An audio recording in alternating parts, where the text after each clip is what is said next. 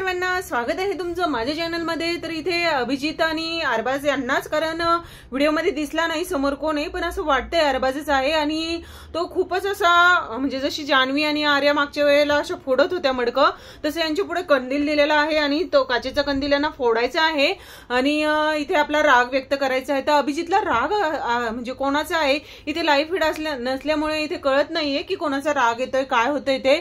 तर इथे सांगायचं जर झालं तर तो निक्की बद्दलच बोलतो आहे। निक्की आणि ते चांगले मित्र आहे।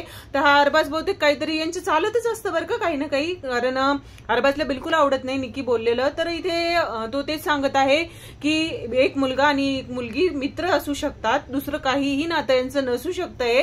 कारण इथे अरबाज बहुतेक चिडवतोय निक्कीला की तू अभिजित, तर अभिजित सावंत यांचं लग्नही झालेलं आहे, त्यांना मुली म्हणजे मुलं पण आहेत आणि हा अरबाज काय करतोय काय माहिती। म्हणजे ही गोष्ट तर नाही पचत आहे, नाही रुचत आहे। कारण निक्कीला म्हणजे निक्की बोलती अभिजित दादा सोबत म्हणजे जाती बोलती, आवडतं तिला बोलायला।